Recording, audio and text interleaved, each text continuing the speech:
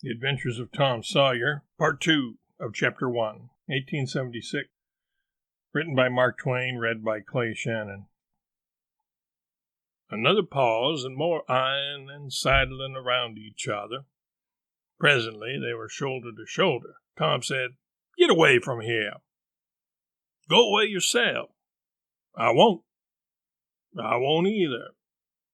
So they stood, each with a foot placed at an angle as a brace, and both shoving with might and main, and glowering at each other with hate. But neither could get an advantage. After struggling till both were hot and flushed, each relaxed his strain with watchful caution, and Tom said, "You're a coward and a pup. I'll tell my big brother on you, and he can thrash you with his little finger, and I'll make him do it too. What do I care for your big brother? I've got a brother that's bigger than he is, and what's more, he can throw him over that fence too." Both brothers were imaginary. "That's a lie." "Your saying so don't make it so." Tom drew a line in the dust with his big toe and said, "I dare you to step over that, and I'll lick you till you can't stand up. Anybody that'll take a dare will steal sheep."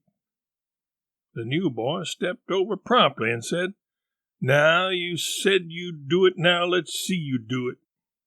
Don't you crowd me now, you better look out." "Well, you said you'd do it, why don't you do it?" "By jingo, for 2 cents I will do it."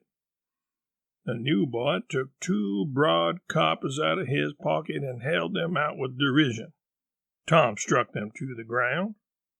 In an instant, both boys were rolling and tumbling in the dirt, gripped together like cats, and for the space of a minute they tugged and tore at each other's hair and clothes, punched and scratched each other's nose, and covered themselves with dust and glory.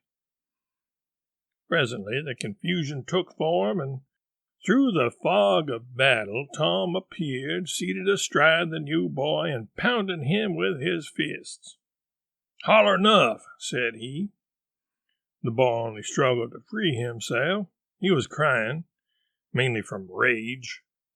"Holler enough," and the pounding went on. At last the stranger got out a smothered "Enough," and Tom let him up, said, "Now that'll learn you. Better look out who you're fooling with next time." The new boy went off brushing the dust from his clothes, sobbing, snuffling, and occasionally looking back and shaking his head and threatening what he would do to Tom the next time he caught him out. To which Tom responded with jeers, and started off in high feather. And as soon as his back was turned, the new boy snatched up a stone, threw it, and hit him between the shoulders, and then turned tail and ran like an antelope. Tom chased the trader home, and thus found out where he lived. He then held a position at the gate for some time, daring the enemy to come outside. But the enemy only made faces at him through the window and declined. At last, the enemy's mother appeared and called Tom a bad, vicious, vulgar child, and ordered him away.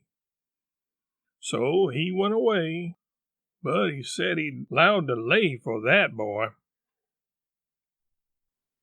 He came home pretty late that night, and when he climbed cautiously in at the window, he uncovered an ambuscade in the person of his aunt, and when she saw the state his clothes were in, her resolution to turn his Saturday holiday into captivity at hard labor became adamantine in its firmness.